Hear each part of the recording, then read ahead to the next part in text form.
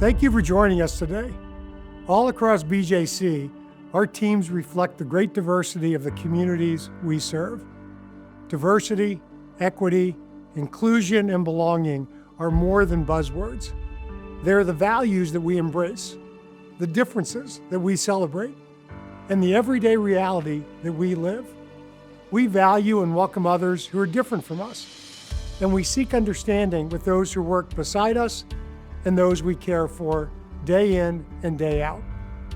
When we talk about the platinum rule, to treat others as they would like to be treated, this is how we do it.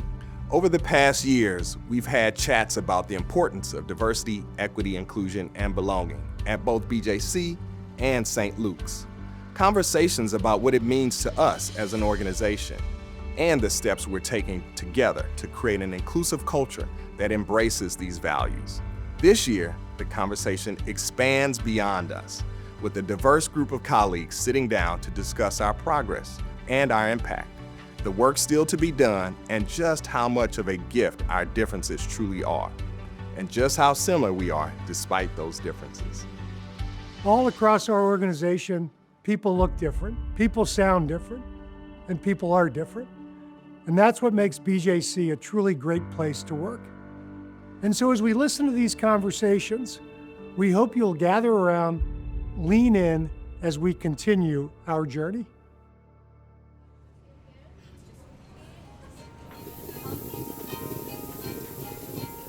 People I talk to at BJC, they've been here for a long time. And we're not just here for a long time because we don't want to apply for another job. It's the culture that is here, the environment that they create from us. We've left other organizations because we didn't feel comfortable being there. And we've come here and we feel comfortable. There are people who leave, go somewhere new, and come right back. Yep, absolutely. Some people think belonging, diversity, inclusion are four-letter words, right? And so when you feel the freedom to really discuss these things and to really break it down and to show people like there are disparities in care still, and health equity is still an issue. When you have that ability and freedom to discuss it, it makes everything more inclusive and it gives everyone a sense of belonging.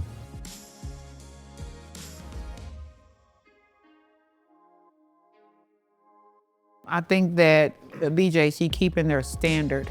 I think it's not only a great thing for me as a Black woman, for me as a queer woman, for me as a Christian woman. You know, it is just amazing that I know that I can still come to work and feel safe.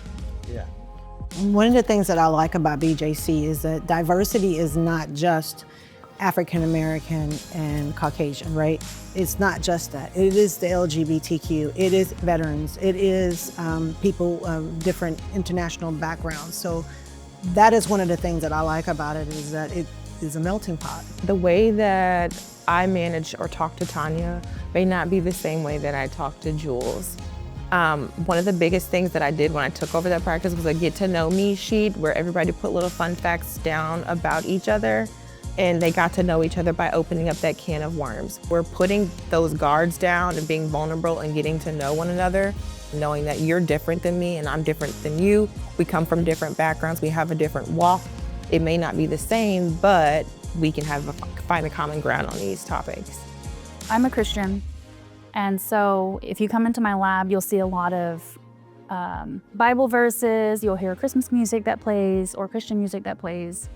When I have patients that come in, a lot of them question me about my beliefs and if I judge them for what they're doing with their lives.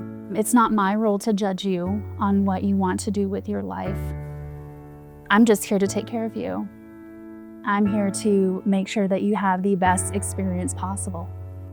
A lot of patients that lately they've been coming from Guatemala or Southwest Mexico, just because they come from Mexico or Guatemala and they have like a Spanish name and two last names. That doesn't mean they speak Spanish. So all the information they are saying, the same way they say it, that's what we're providing. That communication is like transparency.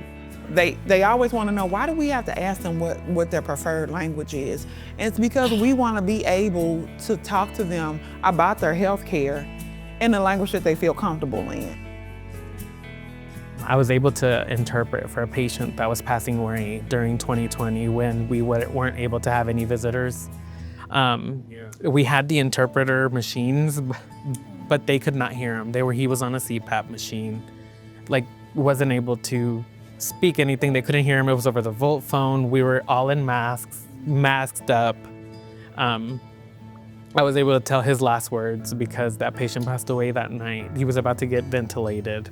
I'm getting goosebumps. And it was one of the most touching things.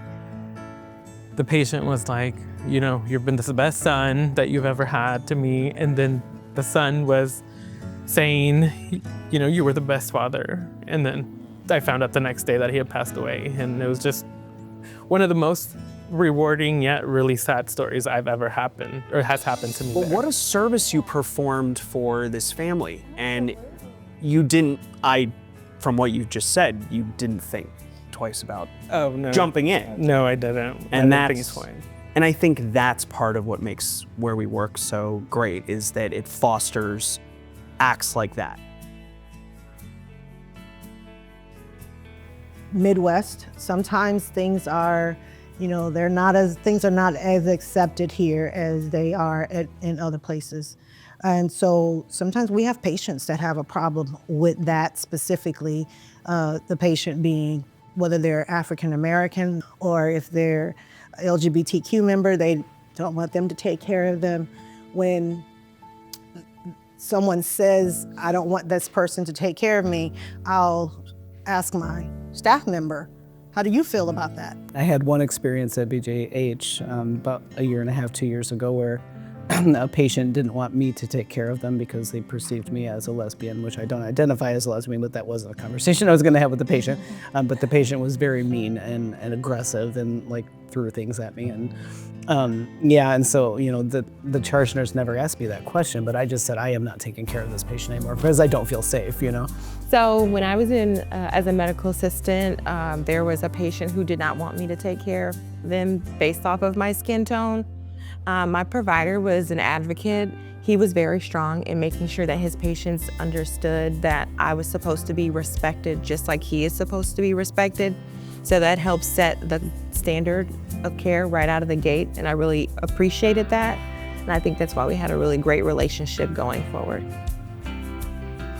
Me being an African-American physician, I know what it's like to go through a program in Boston where I was the only Black person in my program, only Black person in the hospital actually, for some time, where you have that enormous responsibility to make sure that you are being the mentor to younger people who look like you. I will tell you that when I walked in and I saw only Caucasian people, I was like, man, I'm the only person of color in this room. I definitely told my mom, I said, I hope this isn't, I'm the token Black girl in this DEIB. I would say I didn't have any preconceived biases, but I think internalized biases are different, right? And so I don't know if you would call this a bias, but I was a little shocked that you told me you were a lesbian. And that is a bias that I hold because traditionally you don't look lesbian in the way that I was raised to believe somebody should look, which I know is absolute BS, and we know that's not true, right? And so that's refreshing. With what's happening overseas, I have had some difficult conversations with coworkers about what's happening over there. It is difficult to separate the state of Israel from being a Jewish person in the United States. I think I've had difficult conversations, but they've been constructive and productive and positive. Patients and employees, everyone needs to be heard. Our voice, we matter. It's opening up that window for the employees to feel comfortable. And then if the employees feel comfortable, then they can create a better environment for the patients, and it just all trickles down to one another. Well, that's the beauty of BJC, right? 44,000 caregivers. So regardless of where you come from or who you are, you can be yourself. Being here at BJC not only talk the talk, they walk the walk. You hear people talk about DEI all the time, different companies, but BJC is making a conscious effort to make sure that we are all included.